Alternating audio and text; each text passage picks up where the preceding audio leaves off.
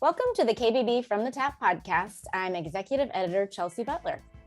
This week, the owners of Cadillac Homes in the Boston area and I are discussing how to perfect communication with your clients. Be sure to subscribe to KBB's YouTube channel and click the like button on our videos. You can also subscribe to the From the Tap podcasts on such apps as Apple, Spotify, Pandora, and Google Podcasts. And please feel free to leave a review.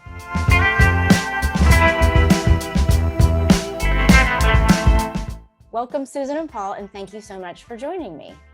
Thanks for having us, Chelsea. Thank you. Appreciate being here. I like your headphones. You guys look cool. You look like you know what you're doing. This is all Paul. This is nothing to do with this. It's good. I went to go actually pick up a hood yesterday for a project, and I looked at it, and I had headphones like this on the wireless ones, and I get out, and my hood guy goes, "What the hell are you wearing?" I go, "What?" And he goes, "Look at you.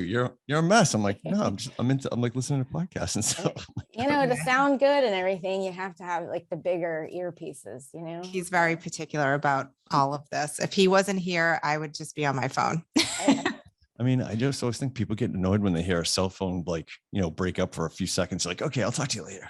So I just want to make sure people can, not that people want to hear me, but, just want to make sure they can hear us. Well, we appreciate it. Thank you. So let's start off by having you tell us about your design firm, kind of let the audience get to know you and how you got into the industry. So we're based in north of Boston. And I kind of grew up in a family of, contractors that kind of grew up on job sites. My dad was a builder. My grandfather was a builder, and they both came over from Italy. So, so as kids, we kind of grew up, on the job sites, and we were always around. So for me, it was just kind of a natural thing to get into. And it's funny because they did a lot of site work. So my grandfather had an excavator, and they always let my brother go into the excavator, and they wouldn't let me go in. They said because I was a girl. So I blame this on them. They said, okay, fine. So I started pretty young. I was in my 20s when I got my contractor's license, built my first house. And I've always done, the design build kind of all in one for our clients. And then I met Paul 15 years ago, and he's also a firefighter. And he was, you can tell the story, Paul. I try to run in and save kitchen cabinets all the time. It's very near and dear to us. When I met Susan, I was in the process of trying to get on the department. I got on shortly after, probably a couple of years after we started dating. And funny story, when I actually picked her up the first time on a date, she had a dump truck in a driveway. And I was like, whose dump truck is that? And she's like, "It's mine." And I was like, huh. It's like, interesting. I got to learn more about this. So I got on the department, and then Susan kind of, I thought I would have some time off and I'd go learn how to golf and stuff. And she's like, "You're going to work." So I went to work, and I was like, "You have time off and you think you're going to go golf?" I don't think that's the plan. So I didn't golf, and I did go do construction work, and, joined her, and she kind of brought me into her love of homes and everything, encapsulated in that. And I fell in love with it myself, and we've been doing it together now for about 15 years. So let's talk a little bit about, since, we're going to address, perfecting the whole client communication experience, which I know is a work in progress. What are some of those kinds of challenges that you've had along the way in terms of, lack of communication or client issues, or just, maybe communication among the team? Like what does that look like? Yeah, there's always, that's one thing that we always talk about. You have to have good communication with your clients because you're with them for so long, especially for us, we're design build, we're with them from just when they're thinking about the project all the way through completion. So yeah, it could be a year, it could be a year and a half, from the day one when they call, it could be 2 years. So we have to, make sure that we get along. And I think it's also knowing, how do they like to be communicated with, making sure that you jive, setting expectations is huge. Like Paul, as projects are going, Paul will say something like, it's not a dentist appointment. The plumber will be here next week. He's not going to be here Wednesday at 7:15, right? Because he might say he's going to be here Wednesday at 7:15, but then something comes up, job sites can be very fluid. So we, really try to set the client expectation for that. Yeah, I mean, to second Susan, I think there's transparency is king. The more open and upfront you are, especially early on when you meet them, it definitely sets a pace for understanding, and they feel like they're getting more value from that too, and we are too, because we get a ton of phone calls, so we want to minimize that and make sure they're comfortable, so we can focus on the work and not distracting calls of certain things that might disrupt the project. So when the clients are comfortable, then we're not getting those calls and they feel comfortable with the whole project. Right. So it just makes a smooth transition for the whole process. And there's two types of communication. I believe there's communication, Susan's ultra good about communicating, the design pieces, what they are, but there's a lot of people that don't understand the lingo of certain things that she talks about. And that's kind of when I came into the business, and Susan was, I was learning from her. She would say things and I'm like, what is she talking about? And it's, over my head. And as it takes a long time to really, construction is very, it's a lot to learn. So as I got to know it better, I'd sit there and we'd be talking to clients and I'd see them talk about something and the clients are just, it's glazed over, not understanding. And not that they're not intelligent people, it's just they don't understand the language of our business, so to speak. So it's just trying to break down that language for them so they can understand it. So, they'd say about a gable roof and they have no idea what a gable roof is. So I would say, like if you look at your house on the side, it looks like an A. They're like, yeah, I'm like, that's your gable. It's like, okay. So they can, it's just giving them something that they can relate to. It's very easy and simple. So like, okay. So when we communicate it in the way that she does that for the design pieces and how it's going to look, and then I kind of add in my flavor of making sure they really truly understand what we're doing. So it definitely helps in terms of your whole process in getting down the road in a much smoother road than having a lot of speed bumps.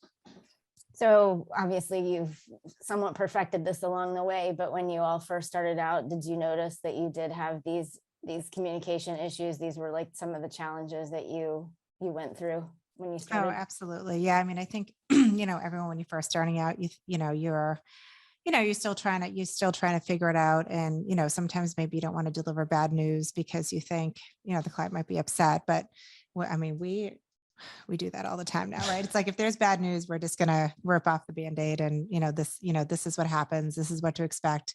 Things don't go perfectly. Things happen. But we try to minimize the bad news too. What I mean by that is if there's a problem, we don't just call them and say, we can't get hardwood floors. Right.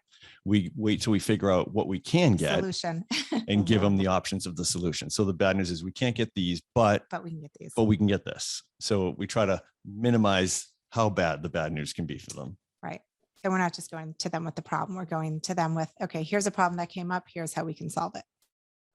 And I realize there are more problems going on these days than, is normal. But I mean, even on some of the, network TV shows where that's, oh my gosh, at the end of the show, it's going to be a beautiful house.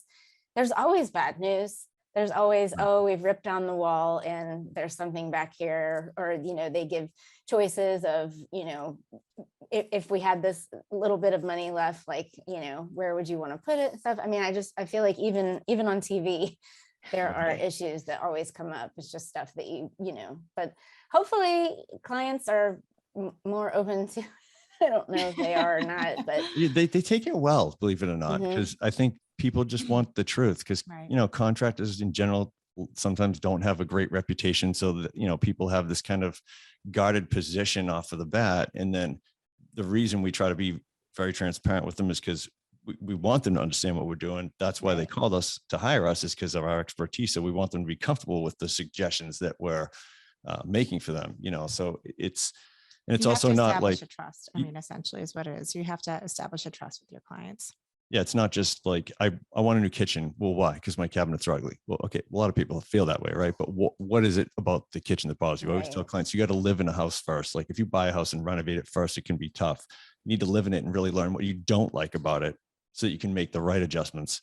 So you don't have to, you do a big project, then you still have those same issues. So it's kind of digging in deeper with them a little bit and really getting into the soul of them, of what they do, how they operate day to day. Where do you keep the spices? What's the problem? Why do you hate your kitchen? Well, me and my husband can't cook. Okay. Well, that, then you start peeling those layers back a little bit. Susan's pretty good. I mean, I've never seen anybody like her that can pull a few things out of a client's head and kind of pull that whole design together, because people really know what they like, but they know they don't like their kitchen. They know what they don't like for sure. They know what they like, but they're also so nervous about making the wrong decision, because it's spending so much money.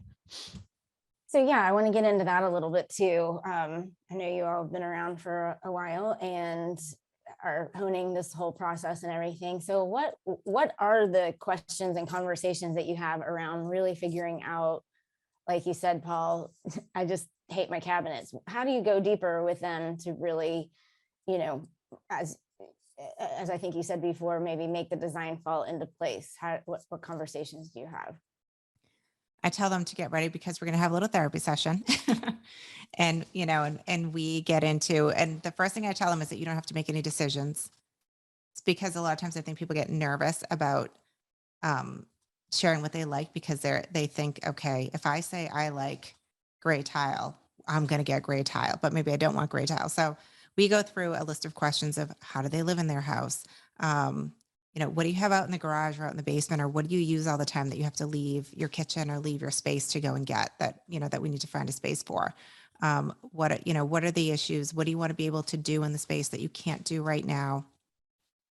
And just really kind of walk them through what they don't like about what they have right now, what they want to have when it's done, and how we can, kind of put those together. And then even as we go through style and design, like I call it picture time, because sometimes if I ask people verbally to tell me what they like, it doesn't always, jive. So we'll go through, visuals, find things that they like. So after a few meetings, you get a real sense of, how they live, someone working from home, kids, things like this, who cooks, who, even something like a microwave. Do you use it every day? If you do, we're going to maybe put it here. If you don't, maybe it goes somewhere else.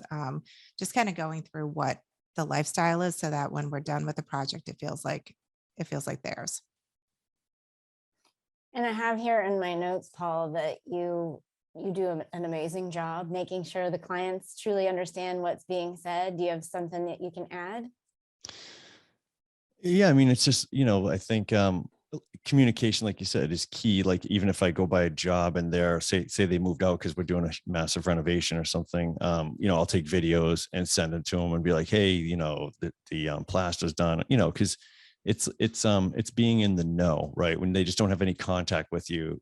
And this is just how I would operate. This is what I would think. So this is why I try to treat clients that way. Like, if somebody was working on my house and I just didn't hear from them for a month, I'd be like, well, what happened? What's going on? Did anything get done? So we try to stay a little bit ahead of that and update them before they, come to us, so it's really molding that trust with them over the course of the whole project, to streamline it. So like eventually, we've gotten to the point now where sometimes we've had people call us, and we had one client call us and she's like, I love everything you guys do. Here are my keys. Call me when it's done. And Susan's like, do you want to pick tile or anything? She's like, nope. She's like, nope. We're like, do you want to see this? She's like, nope. So, wow. That's, I think that's a testament to how Susan does the design. I would love to say that I do the design, but I don't, No, Paul's really good at, even something, like someone had asked us, why do builders build 2-story homes instead of single-story homes? And, I go into this long explanation of why a single-story home for the same square footage has more foundation and roof and, all this stuff. And Paul says, well, if you make a box and put a box on top of a box, that's less money than making one bigger box. And they're like, huh, okay, I get it now. So keep it simple. He's really good at like taking all these long convoluted answers that I give and saying, okay, this is what she's talking about. Well, it's hard. You're technical in your fields, right? And, everybody has a language of, their profession that we wouldn't understand. You talk to a doctor, they'd say things we wouldn't understand. Scientists, everybody does. So how do you break it down enough that they can truly understand what you are going to do to their house? Are they comfortable with it? Because, when we had first started out, there would be these miscommunications that would happen where, we'd put something and then put something in, and later on they'd come back and be like, oh, I didn't know that was going to be that. So we were learning as that was going on that we clearly weren't communicating enough with them and letting them know exactly what was going to be there, because it happened quite frequently. We're like, this has to get adjusted, because it was like 2 steps forward, 1 step back, so right. as we made those that shifts. Clients don't always fully understand plans and layouts and things like that. So that's something that we really go through with them so that they truly understand like, placement and all of that of everything on the plans. Right. Inches matter in a kitchen indefinitely, so it's also just making the house flow and making sure that everybody's got some elbow room. It's not overcrowded. There's room for everything. There's, the most usable square footage we can give them out of every nook in the whole house. The questions I was talking about earlier, how do you kind of get to the nitty gritty of what your clients are wanting out of their design? I know that you must have to probably tweak those, depending on how many people are in the family, how often they're using the kitchen, that kind of stuff. Yep. How often do those questions evolve? Like, are you kind of always adding to those?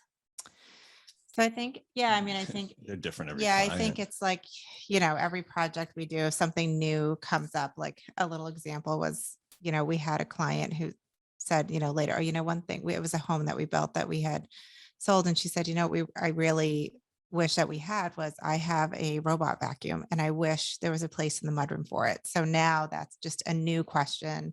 And it's something that people don't think about, but I asked them, do you have a stick vacuum or a robot vacuum? They're like, oh yeah, actually I do. So now it's like, okay, we'll create a space for that, with the power and everything else that they need. So as we hear from clients, because we'll go back to clients and say, is there anything that you, wish you had another space for, or anything that that you use the most or that you would change? And we take those questions and kind of bring them on to the next client, because even something funny like a vacuum that you might not think of, it's funny how when I ask that question, people say, oh yes, yeah, I have that and I need that. Yeah, the feedback from clients is essential, because that's how you can create and make things better going forward. So, we have client projects we do. We also will do our own projects where we might tear a house down and build a new one, or renovate a whole house. And, when you do that, you're trying to visualize what people would use it for. And we try to hit all those marks, but sometimes we didn't think about that vacuum piece of it. So now we have taken that and incorporated into all of our builds going forward. So there's a spot for that, because that's just, the way things are going. It's good to get that feedback so we can mold it as it goes, because everything changes so rapidly. So it's like, you have your core stuff that you do. And then it's like, what are those fine tuning things that people really want that'll make them happy, how they can operate in the house? Because that's really, at the end of the day, they're not happy with how their house runs and operates and where things are and places to get things. And they want to make it cozy and comfortable. So it's really being able to do that. So I want to pivot over to your innovative approach to social media. I'm told you use it to you build a relationship with your clients before they ever even become clients. Yeah. So about 5 years ago, someone had given us some advice. So I was on a call with a friend, and Paul crashed our call. We were on a video call and she said, you guys need to start doing video. I said, well, what are we gonna do? What are we gonna say? And Paul's just funny and always doing funny things. So we kind of jumped in and started putting videos out about 5 years ago. And it's crazy because we've been doing it consistently, and, there are clients who will watch us for a year or two, whatever, before they ever call us. And so it's, they know what to expect. They know what we're like. They know what our style is. They've seen our work. So it's a much different phone call from someone than someone who isn't familiar with our work. So having the videos out there, people want to know who they're calling. They want to know, who they're working with. They want to know what to expect. So having the content out there has really, enabled us to, before we even get that phone call, like they know us, they've seen us, they know what they're getting. They know they're probably going to get some weird video from Paul. You say weird, I say funny, but potato. Yeah. Like the bidet that we had that Paul decided to test with his full clothes on.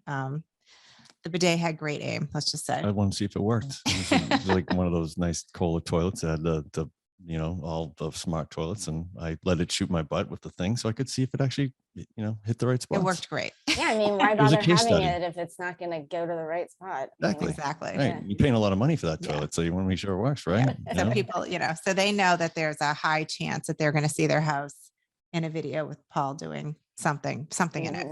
I think people, they're spending probably the most money in their life, right? When they buy a house and then renovate, you're spending a lot of money. So people get real, anxious over that. So what we want to do is really, it's okay to smile and have fun and, enjoy the process, right? Because it's stressful, but there is a light at the end of the tunnel. So we want to try to make it fun along the way, because it should be fun. You're like building your dream home, or you're renovating to your dream home, or, it's funny because the stress of making those decisions and the decision fatigue that people get, that's where those layers come in that Susan digs into throughout the process, and then comes back to, when you look at tile, if you just send them to the tile store, they're just like, their head's spinning. They have no idea what to pick. We don't send them shopping unsupervised.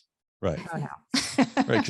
In a lot of contractors would come in and say, oh, you want to do your kitchen? Great. Yeah. Go pick out your cabinets. Let me know what you want to do. We'll put them in. Right. But, I've heard other contractors do things like that. And then they tell me how they hated the cabinets they picked. I'm like, well, did you let the client know that? They're like, no. I'm like, well, why wouldn't I would be so mad if you did that and told me after, like, I wouldn't have picked those cabinets. Like, that's why they're hiring you. Like, they want your opinion, Right. So, Yeah. I mean, and, and having the videos out there, just tying back to that communication piece, it's, when people see us, if they feel like they can get along with us, and they feel like, they like our work, and they feel like they can work with us, they're going to call us. And the people who, maybe we're not everybody's cup of tea, and they're like, I don't know if I like this, then they won't even ever call us. So Right. it kind of, I think helps with that communication piece, because being able to see us and see how we are before they call us, I think people get a good sense of, of what it's like working with us. So I think that, also helps, because we're pretty transparent and pretty out there. So they kind of, they know what's happening before they call. So when they call us, they know what Paul's doing. They're signing up for that. Right. Yeah. I mean, it helps you not waste your time on clients that aren't going to be a good match, Right. Yeah, we're putting kind of our stuff out there, and then our kind of, avatar type client comes to us, because they're, there's a lot of noise in that space in general. There's a ton of contractors, ton of designers, ton of Is builders. Paul going to shower in my bathroom fully clothed? Maybe. I hope so. You can only so. hope. I mean, but you got to have fun. Life's short. That's the thing I've learned about stuff in the fire station. There's, at the end of the day, when you're doing construction, design, all that, nobody's dying, right? Everything can get fixed. Nobody's dying. And that's the big takeaway we try to kind of embed with them early, is like, look, it's a process. It's stressful. It's long, but you will be happy at the end of the day. We just had clients recently that moved into the house, and we've had to stop back a couple of times to look at a couple of things for them. And every time they're smiling at you, they're like, we love our house. I was so happy. I was like, was it worth the wait? And they were like, yes, so when they're going through it, it's like a relationship. At the beginning, you get the butterflies, they're all excited. Then halfway through, they're like, oh my gosh, it's so annoying. They're sleeping and snoring, and, and then at the end, everything's back, the band gets back together, everybody goes through their therapy, and everybody's happy again. That's great.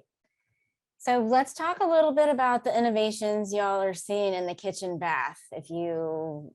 I know you probably have some favorite products, trends, something like that, that you all could talk about. My cup rinser. I love that thing. Oh my goodness. Paul's very into the tech gadget stuff. And well, that's not even super tech. It's just cool. Is that the Delta one? Yes. Yeah. Comes in different finishes too. I was like, I'm testing. She won't even know. I'll just order it and it comes out. She's like, what is this? I'm like, it's a cup rinser. I lost my soap dispenser. Cup yeah. It's great because they let you hook it up to your hot or your cold. So I just hooked up to the hot, and you can put, the kids' water bottles and coffee cups and everything. It's great. Yep. And so all of our clients are having those. And then also I think the electronic shower valves, I like those because it, less clutter on the wall. Yeah. Kohler has like the digital thermostatic valves, they call them. So you don't have all the knobs and handles all over your shower that take up all that space. It's literally push a button, goes to your temperature electronically, what you want. You can do it to Wi-Fi. The smart home is here. It's not leaving, and they just keep incorporating more and more product into it. So I try to stay on trend with that. I'm still learning a lot about that, but it's, I think those little things people like, it's like little bragging rights for them when they have people come to their house, look at my cup rinser, yeah. It's like, it's not even a big deal. Like they love the kitchen, but they're like, check out my cup rinser. Right. Look at this, light goes on automatically, Paul's going to show you the cup rinser.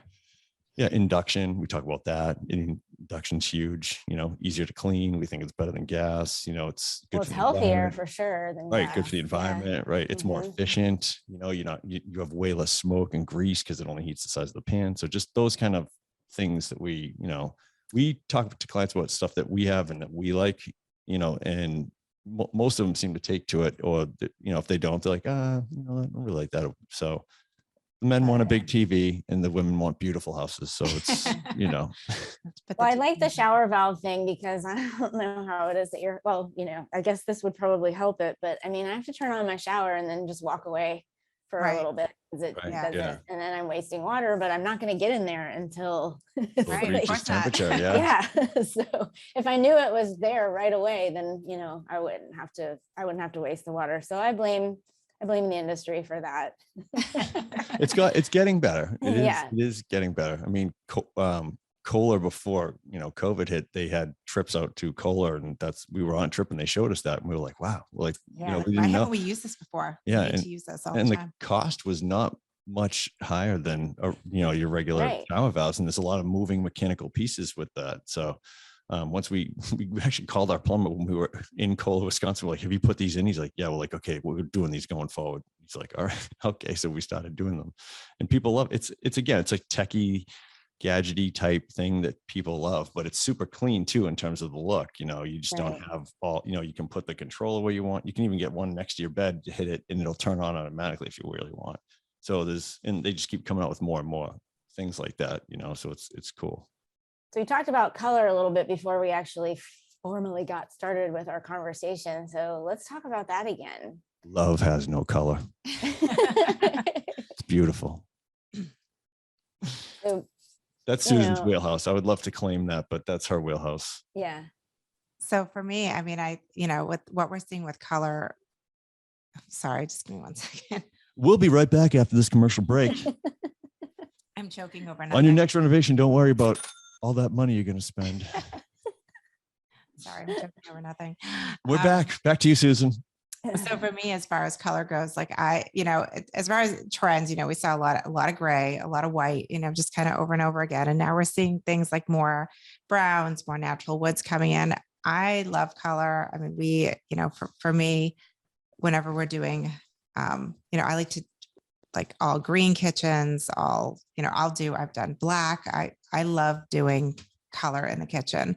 But with clients, we're definitely seeing a little move away from that gray and white, definitely more towards more natural tones, a little bit more beiges, more brown undertones coming in, more natural feel, more natural woods. Like the white oak is really, really popular right now. I think that's where that communication piece comes in, because the stuff we have put out there and people see it, they go, I love that. I would never think that I would like that, but I love that, so it's introducing them to it too, because they go very safe, because they're not sure. They don't know how many times you pick out kitchen cabinets in your life.